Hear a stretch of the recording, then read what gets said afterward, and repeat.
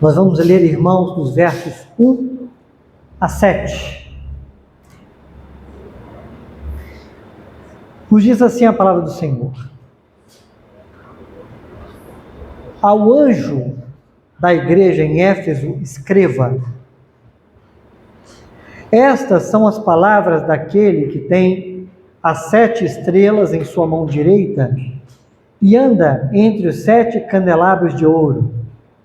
Conheço as suas obras, o seu trabalho árduo e a sua perseverança. Sei que você não pode tolerar homens maus, que pôs à prova os que dizem ser apóstolos, mas não são, e descobriu que eles eram impostores. Você tem perseverado e suportado os sofrimentos por causa do meu nome e não tem desfalecido. Contra você, porém, tenho isso. Você abandonou o seu primeiro amor. Lembre-se de onde caiu, arrependa-se e pratique as obras que praticava no princípio. Se não se arrepender, virei a você e tirarei o seu candelabro do lugar dele. Mas há uma coisa a seu favor: você odeia as práticas dos nicolaítas, como eu também as odeio. Aquele que tem ouvidos, ouça o que o Espírito diz às igrejas. Ao vencedor, darei o direito de comer da árvore da vida, que está no paraíso de Deus. Amém? Bendito seja Deus.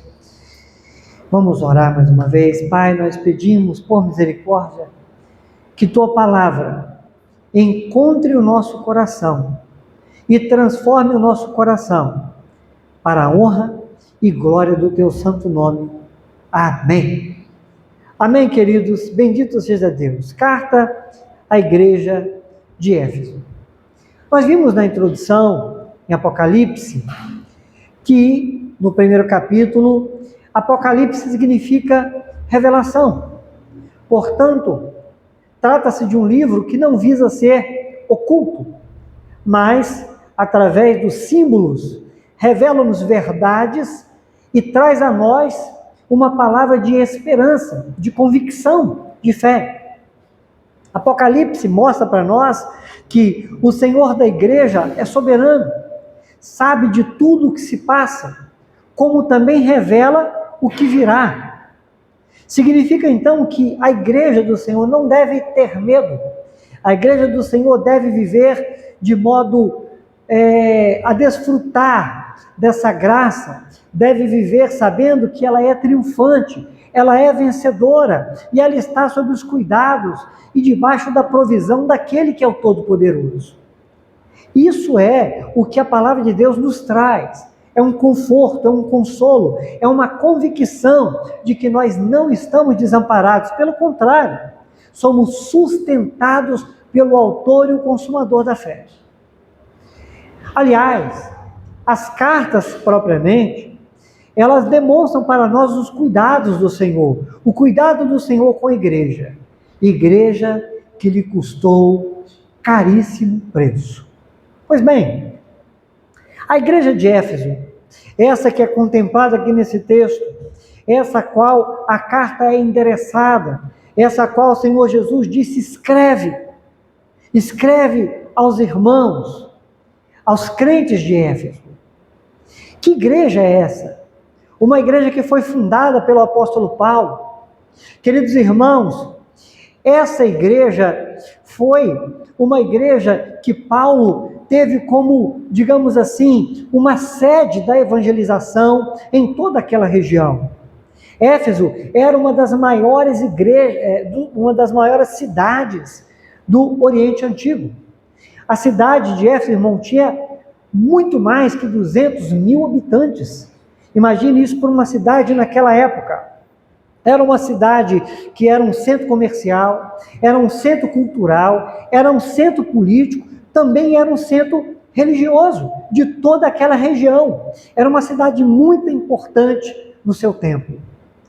Quando Paulo chegou em Éfeso, isso está em Atos, no capítulo 19, mais ou menos no ano 52 depois de Cristo, para fundar aquela igreja, irmãos, veja, cerca de 40 anos depois da fundação dessa igreja, nós vemos aqui uma carta sendo endereçada para ela.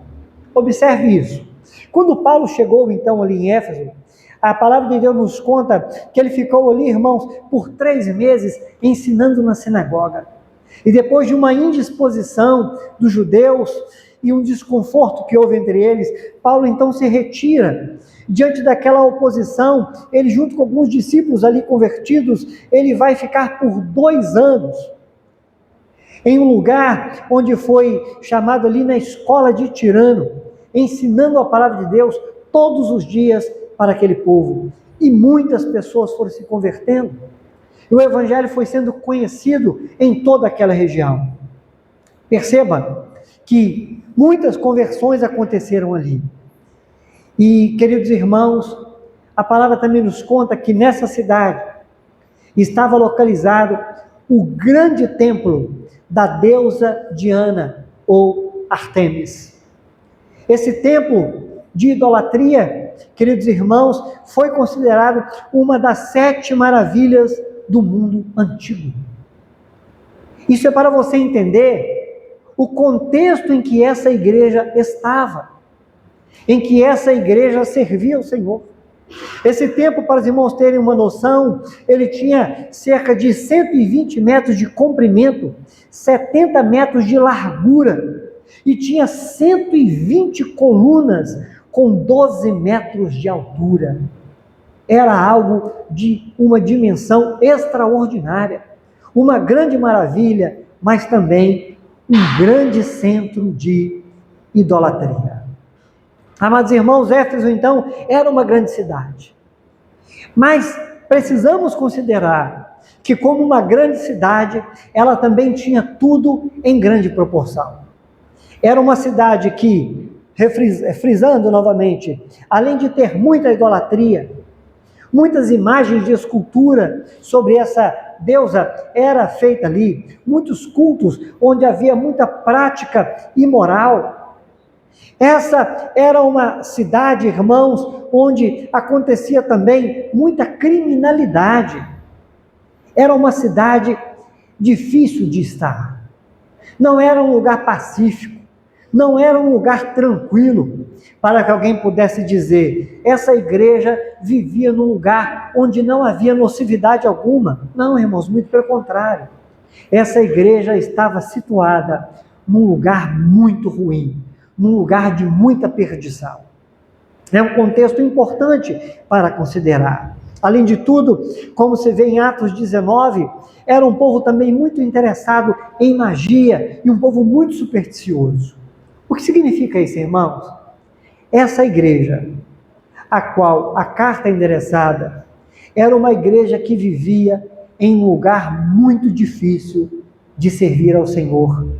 Era um lugar onde eles tinham todo tipo de opressão, viviam debaixo de todo tipo de tentação e passavam também por muitas provações. Não estavam servindo ao Senhor num contexto, digamos assim, fácil e tranquilo. Então, a mensagem de Jesus a essa igreja, ela tem muito a dizer para nós. Nós vamos ver, irmãos, considerando todo esse contexto da fundação dessa igreja e o que aconteceu com ela durante esses 40 anos de história, é que com o tempo, muitas coisas podem mudar no coração da gente.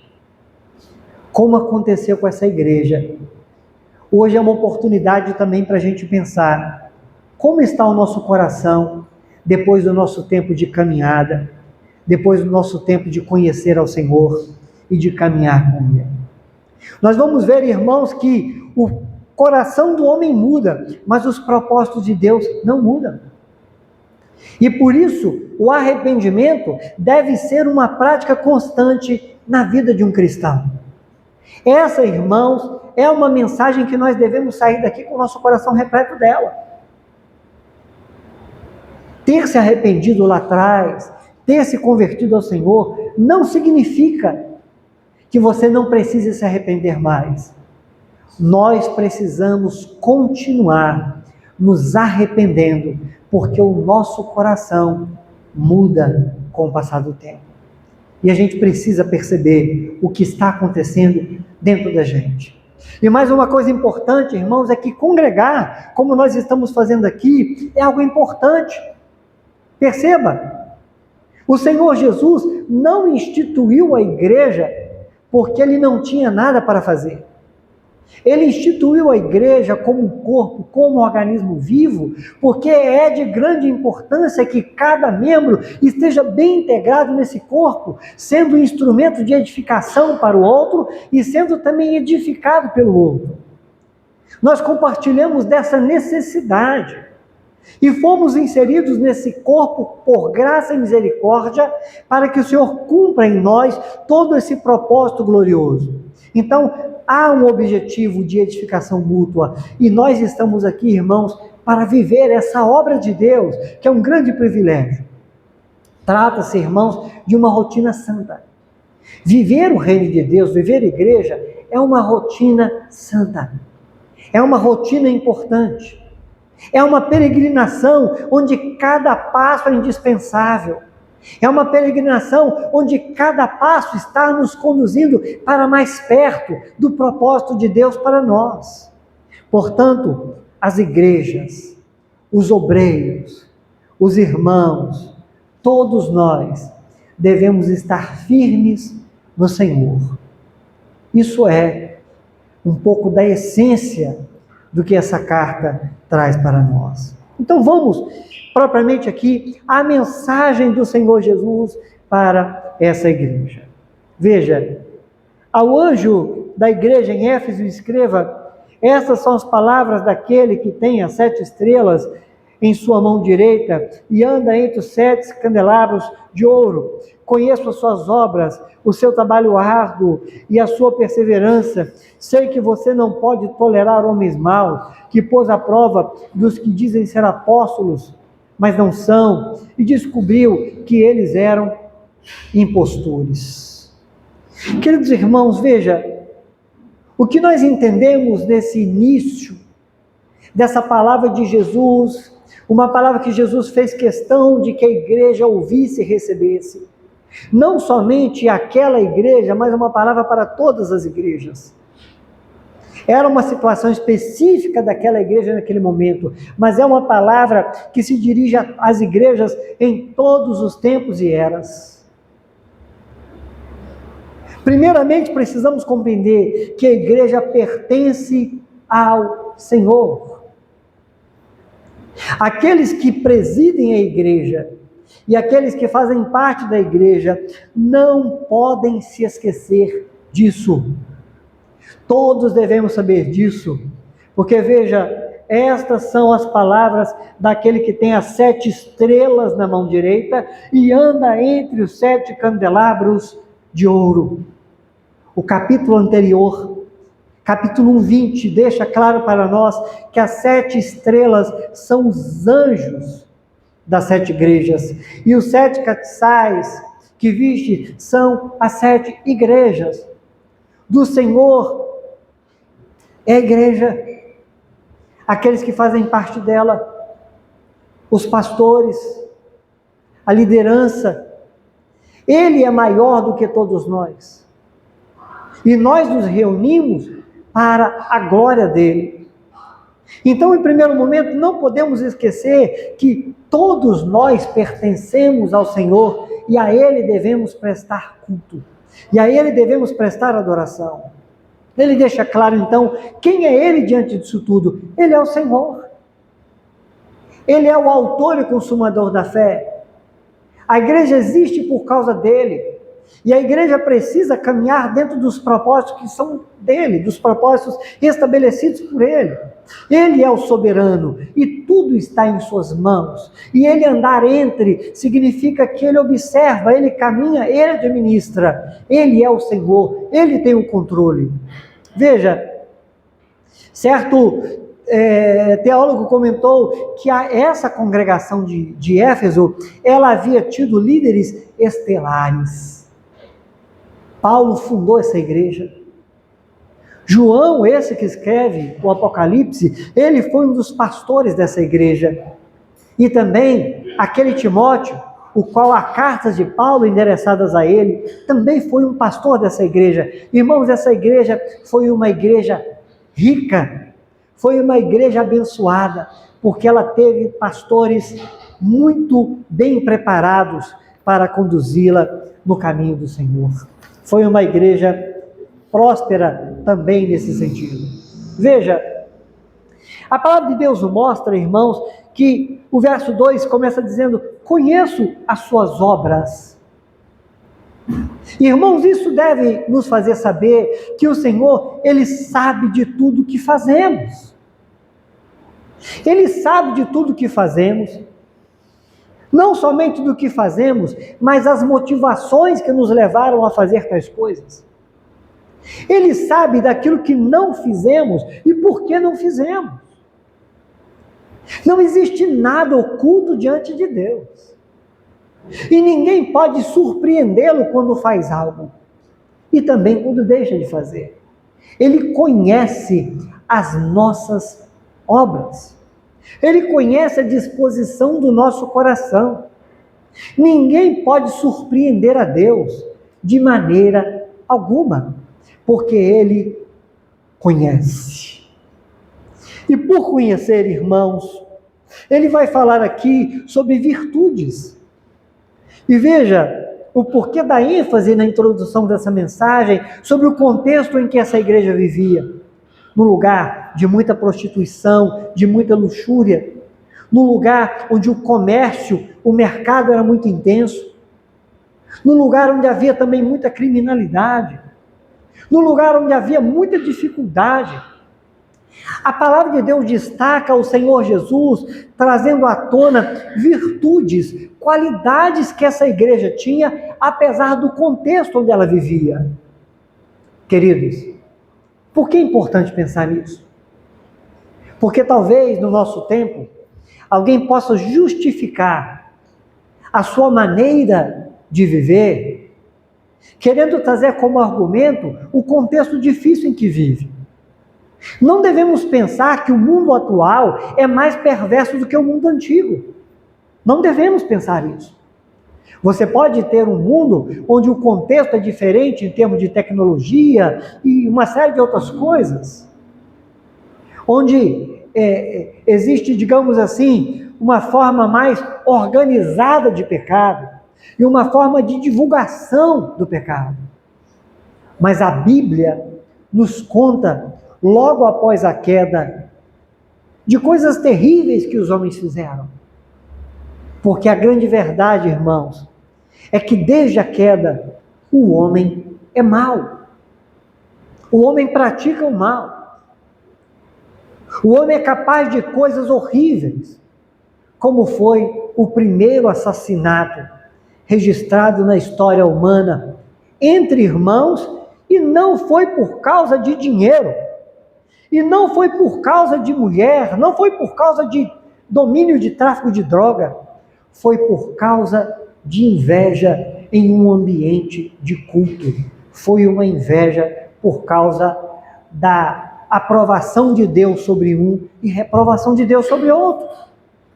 Então veja, o que a Bíblia nos apresenta a partir da queda é exatamente a maldade do homem. Portanto, não devemos pensar que a igreja de Éfeso vivia numa situação mais fácil de agradar a Deus do que a do nosso tempo. E olhando agora aqui essas virtudes que a Bíblia traz sobre a igreja de Éfeso, devemos perceber se temos essas virtudes, porque apesar das dificuldades, eles se dedicavam e eles se esforçavam. Vamos perceber algumas delas? Essa igreja recebeu elogios, apesar de viver uma situação muito difícil.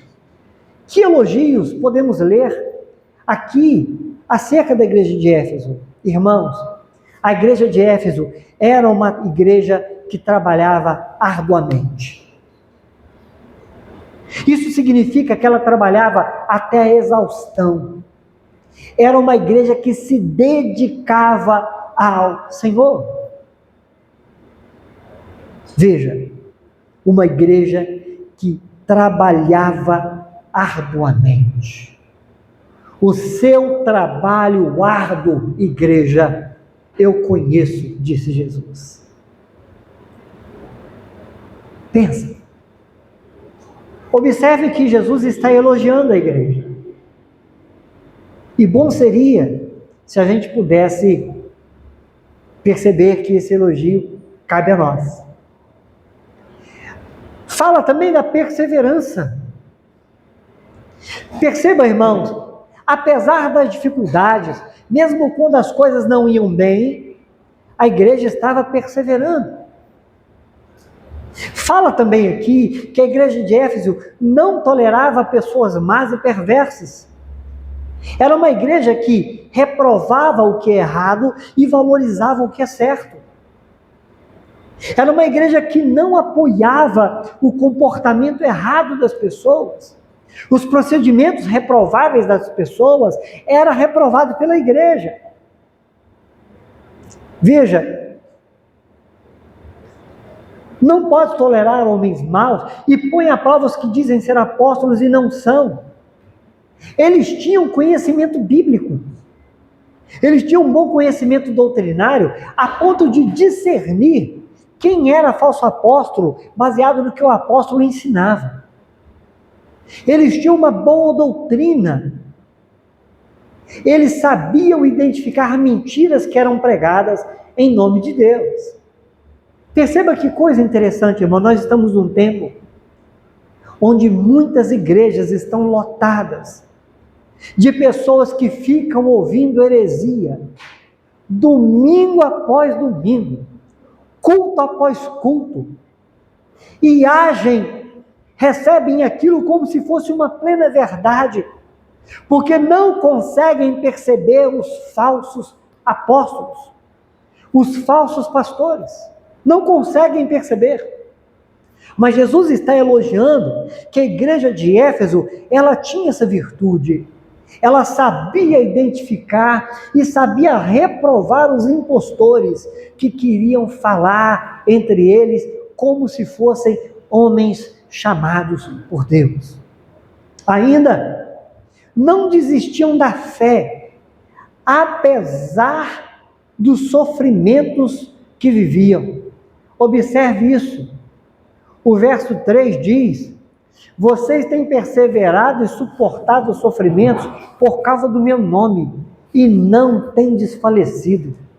Olha, irmão, que virtude dessa igreja. Por causa do meu nome, vocês têm aguentado firme. Por causa do meu nome, vocês têm suportado sofrimentos. Irmãos, que coisa interessante de considerar. Você já notou que às vezes, por causa do nosso nome, nós abandonamos a Cristo? Muitas das vezes, por causa dos nossos interesses pessoais e particulares, unicamente nossos, nós não suportamos nada pelo nome de Cristo. Recuamos, retrocedemos.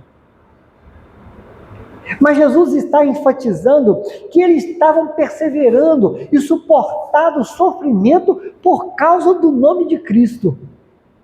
A situação estava ruim, estava difícil, mas eles não desistiam da fé, apesar do sofrimento. Irmãos, eles eram esforçados. Sabe aquilo que Jesus ensinou? Busca em primeiro lugar o reino de Deus e a sua justiça. Busque amar a Deus acima de todas as coisas. Busca o reino de Deus em primeiro lugar. Nós podemos entender que eles eram pessoas assim. Mas veja, antes de prosseguir, quero destacar sobre o ponto anterior, sobre a questão de identificar falsos apóstolos, que Paulo já tinha orientado eles que falsos mestres surgiriam entre eles. Então note que, com relação a esse ensinamento, 40 anos se passaram, mas eles permaneceram firmes. Todavia, irmãos, o versículo 4 vai mostrar para nós agora uma queixa celestial. Uma queixa divina. Porque no verso 4, ele diz o seguinte: contra você tenho, porém, isto. Você abandonou o seu primeiro amor. Você consegue imaginar um Deus que também olha para nós e diz: eu também tenho uma coisa contra você? Às vezes, irmãos, nós vivemos de uma forma que nós imaginamos que Deus ele não está atento a nós e que ele também não reivindique algumas coisas. Eu quero te dizer que todas as vezes que você lê uma palavra como essa que foi lida, por exemplo, pela irmã Vivian na abertura do culto, é Deus falando para a gente: olha, eu tenho contra você, que você não tem tido cuidado nesse aspecto.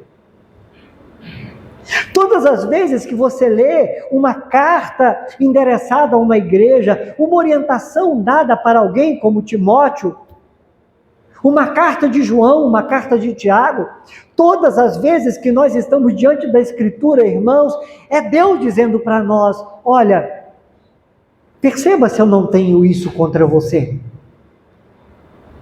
Que você tenha abandonado algum princípio de vida cristã. Que você tenha desprezado algum conselho meu. Aliás, relativo a isso, nós podemos nos lembrar de Jeremias, quando pergunta para o povo: do que se queixa o homem vivente? Queixe-se cada um dos seus próprios pecados. Deus está ensinando para nós aqui, irmãos, que nós precisamos observar que Ele também tem suas queixas. Que, como Ele falava com o povo de Israel lá no Antigo Testamento, reprovando a conduta do povo, chamando a atenção do povo para que o povo se voltasse para Ele, se arrependesse dos seus pecados. Nós vemos aqui, no último livro da Bíblia, o Senhor Jesus, por amor à igreja, dizendo à igreja: eu tenho uma coisa contra vocês. Vocês abandonaram o primeiro amor. O amor que vocês tinham no princípio. O amor que vocês viviam quando vocês se converteram e conheceram a verdade. Aquela forma que vocês me serviam com entrega de coração total, sem reserva. Aquela maneira em que vocês me adoravam, em que nada mais importava para vocês senão agradar a mim. Ele disse: contudo, tenho uma queixa contra vocês. Vale destacar que, da mesma forma que Paulo os orientou na carta aos Efésios, que foi escrita, irmãos, lá pelo ano 60 e alguma coisa, uns 10 anos depois da fundação da igreja. Paulo já tinha escrito sobre os falsos apóstolos surgiriam, falsos profetas, e quanto a isso eles estavam vigilantes. Mas é interessante considerar que na carta aos Efésios, capítulo 1, verso 15, Paulo havia feito um elogio para essa mesma igreja. E que elogio foi esse? Desde que ouvi falar da fé de vocês, que vocês têm no Senhor Jesus, e do amor que demonstram para com todos os santos. Essa igreja, que Jesus está dizendo que eu tenho uma queixa contra você, cerca de 30 anos antes desse registro de João, Paulo havia elogiado a igreja pela forma com que eles demonstravam amor uns pelos outros. Lembra que eu falei no início? O nosso coração muda, mas a gente deve saber que Deus não muda. Significa que se o nosso coração muda, nós precisamos perceber isso e retornar à disposição do nosso coração em arrependimento para Deus, para voltar à prática de antes. E é isso que ele está dizendo aqui. Observe, a Bíblia não está dizendo que eles perderam o amor, que eles estavam vazios de amor, mas que eles haviam abandonado a prática do amor. É como se estivessem cansados de amar, desanimados de amar. Já sentiu isso? Eu cansei. Cansei de amar as pessoas. Cansei de querer fazer o bem. Cansei de semear bem. Cansei, estou esgotado. Tenho muita coisa para fazer. Amar deixou de ser importante. Mas, irmãos, é um problema. Quando nós fazemos as coisas sem o objetivo pelo qual as coisas existem. A igreja foi fundada para ser uma comunidade de amor. E a igreja perseverava em tudo. Ela era esforçada, ela era dedicada, ela era empenhada. Mas sem o principal, o amor. Então Jesus elogia tudo aquilo, mas diz, olha, mas eu tenho contra vocês uma coisa. Vocês perderam o ponto principal. Vocês perderam o amor. Então, irmãos, veja, não dá para dizer que ama a Deus sem amor ao próximo. Não existe como você dividir esse mandamento. Porque toda lei se resume em 2 mandamentos. Toda lei não se resume em um mandamento. Porque se alguém diz, não, eu amo a Deus acima de todas as coisas, isso basta. Você não pode estar amando a Deus acima de todas as coisas se você não está amando o próximo. Não dá para dizer que ama Jesus se você não ama a igreja, se você não ama as pessoas que Ele comprou com o sangue dele. Não dá para dizer que ama Jesus, está convencido disso, se você está vazio de amor pela igreja, porque Ele mesmo estabeleceu. Nisto vocês saberão que são meus discípulos. Quando? Quando eu trabalhar arduamente na igreja. Quando eu for perseverante em Cristo, ter paciência nas tribulações, enfrentar tudo que tiver que enfrentar por amor a Cristo. Quando eu for uma pessoa com discernimento, reprovar o que é mal, aprovar o que é bom, for sensato na minha forma de avaliar as coisas, quando eu tiver conhecimento suficiente para descobrir quem prega certo, quem prega errado, quem ensina certo, quem ensina errado, quando eu não desistir da fé, apesar das adversidades. Não. Ele disse, você vai ser conhecido como meu discípulo, se você tiver amor uns pelos outros. Não quer dizer que as outras coisas não façam parte da vida cristã. O que quer dizer aqui é que a forma que Jesus disse que seria a nossa, digamos assim, identidade, a nossa credencial de discípulos é o amor. Sabe por quê? A equação é simples. É porque quando você estiver conseguindo ter amor pelas pessoas, é porque você negou a si mesmo. E se você negou a si mesmo, todas essas atitudes descritas anteriormente na carta de Jesus aos Efésios, irmãos, certamente serão uma forma, digamos assim, espontânea de vida. Agora, quando a gente não negou a gente mesmo, a primeira coisa que a gente não vai conseguir fazer é amar as pessoas. Então veja, então Jesus ele dá um direcionamento para a igreja. Observe isso, irmãos. Observe o que diz o versículo 5. Depois de falar, eu tenho contra você isso, ele faz o seguinte, olha, primeiro ponto, 3 passos. Lembre-se de onde caiu. Segundo passo, arrependa-se. E terceiro passo, pratique as obras que praticava no início. Jesus não fez curva. Jesus apontou e disse, o problema é esse, e o que vocês precisam fazer é o seguinte, veja onde caiu, arrependa-se e volte a praticar as obras que você praticava no início. Irmãos, sem arrependimento, a gente não consegue continuar na caminhada.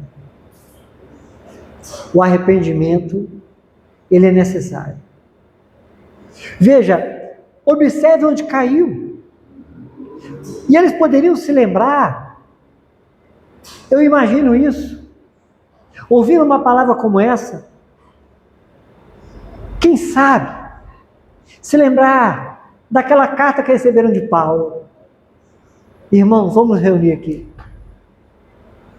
Há cerca de 30 anos atrás, nós recebemos uma carta do apóstolo Paulo, que dizia como era bonito a nossa forma de amor mútuo. Como era glorioso a forma com que a gente se dedicava a amar uns aos outros.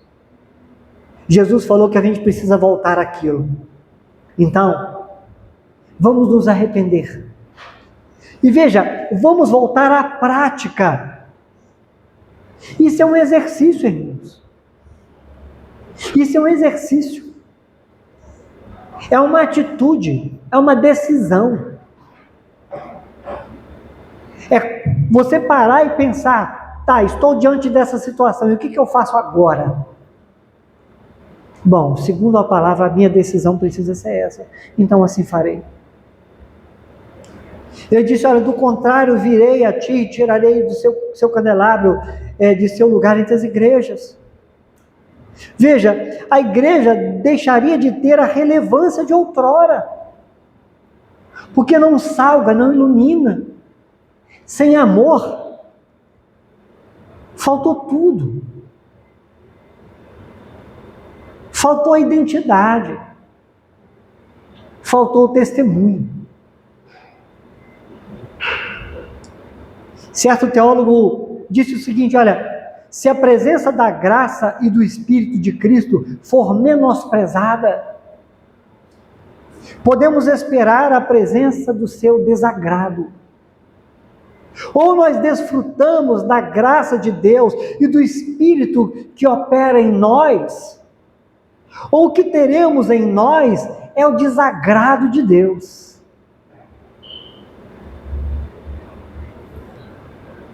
Mas aí, o Senhor Jesus, ele aponta uma outra situação interessante. Ele destaca que, olha, mas há uma coisa a seu favor. Você odeia as práticas dos nicolaítas, como também eu as odeio. Irmãos, há aqui um ponto interessantíssimo para a gente considerar. Você já reparou que há pessoas que odeiam as coisas que Cristo ama? E que amam as coisas que Cristo odeia? Parece que é uma inversão realmente assim. É o do contra. Eu odeio as coisas que Jesus ama. E eu amo as coisas que Jesus odeia. Então, Jesus está falando uma coisa aqui interessante para a gente observar. Ele disse, olha, há uma coisa a seu favor, você odeia as obras dos nicolaítas como eu odeio. Irmãos, nós precisamos aprender a odiar as coisas que Jesus odeia e a amar as coisas que Jesus ama. Veja, consideremos também que a ênfase que ele dá aqui é para odiar as obras e não as pessoas. Jesus disse que eles odiavam as obras dos nicolaítas. Ele não está dizendo que eles odiavam os nicolaítas. Certo teólogo escreveu uma frase que eu achei muito rica para esse momento. Ele diz: o grande mistério cristão é que você pode odiar uma ideia e amar o ser que está possesso dela. Deus não quer que você tenha ódio pelas pessoas que erram. Deus diz que é importante que você odeie o erro dessas pessoas, mas não odiar as pessoas. Aos Efésios, Paulo já havia orientado no capítulo 4, verso 15 e 16 o seguinte: olha, seguindo a verdade em amor, cresçamos em tudo naquele que é a cabeça, Cristo. E depois ele acrescenta que a igreja edifica-se a si mesmo em amor. Cresce e edifica-se por meio do amor. O que eu quero dizer, irmãos, com isso? É que não adianta uma pessoa ter um ótimo discernimento de teologia, de Bíblia. E pior ainda se não tiver. O problema é quando as pessoas brigam por causa dos textos e ferem aqueles que deveriam receber amor e graça. Há, irmãos, infelizmente, uma conduta estranha, e há uma conduta de soberba, porque as pessoas utilizam a palavra de Deus como meio de ferir, não com o objetivo de salvar, não com o objetivo de ajudar, mas com o objetivo de ferir, de atingir. Usa a palavra de Deus de forma errada, porque Paulo disse que a gente deve seguir a verdade em amor. A verdade deve nos fazer querer a salvação e o crescimento do outro, e jamais simplesmente querer saber mais, querer parecer melhor, querer parecer superior. Isso é utilizar muito mal a palavra de Deus. Mas abrindo parênteses, o que era a obra dos nicolaítas? Que Jesus falou que essas obras eram reprovadas. Existe aqui um ponto meio cinza, que os teólogos não conseguem definir com exatidão do que se trata. Mas observa-se que pode ser o estilo de vida desses homens, que era caracterizado pela imoralidade, pela participação em comer alimento oferecido para ídolos e também pela perversão da verdade. Mas observe, odiar as obras, não odiar as pessoas. Eu tenho um bom tempo, irmãos, que eu tenho feito uma coisa e eu gostaria de sugerir para você também. Todas as vezes que eu vejo alguém falando uma grande heresia, quando eu vejo alguém tendo um comportamento estranho, eu oro pela pessoa. A gente precisa orar pelas pessoas. A gente precisa clamar a Deus pelas pessoas. E não ter o erro como espetáculo. Mas entender que nós precisamos interceder e clamar por misericórdia. Reprovar as obras, mas orar pelas pessoas. E a mensagem, irmãos, caminhando para a conclusão, é uma mensagem para todos. Porque ele diz, olha, quem tem ouvidos para ouvir, ouça o que o Espírito diz à igreja. Ao vitorioso darei o fruto da árvore da vida que está no paraíso de Deus. Queridos, há algo para ser vencido. A vida cristã é uma guerra contra o pecado. A vida cristã é uma guerra contra Satanás. Já foi vencido, mas nós estamos em luta. Porque, como disse o apóstolo Paulo, nós não podemos ignorar os seus desígnios. Ele continua lançando pedra de tropeço, lançando tentações sobre a vida da igreja. Nós estamos numa luta contra o mundo e contra a nossa própria carne. Então, irmãos, veja, a caminhada da fé nunca foi e nunca será sem custo. Nunca foi e nunca será. Nós precisamos ser dedicados, irmão, nessa caminhada. Nós não podemos parar. Nós precisamos ser diligentes. Não podemos dormir o sono da violência. Nós precisamos ser empenhados, porque sabemos que os vencedores um dia estarão livres, irmão, de todo mal e desfrutarão de uma vida plena. E é isso que nós aguardamos. Mas ainda não chegamos lá. Concluindo então, Éfeso foi uma igreja elogiada pela sua doutrina, mas foi exortada pela sua falta de amor.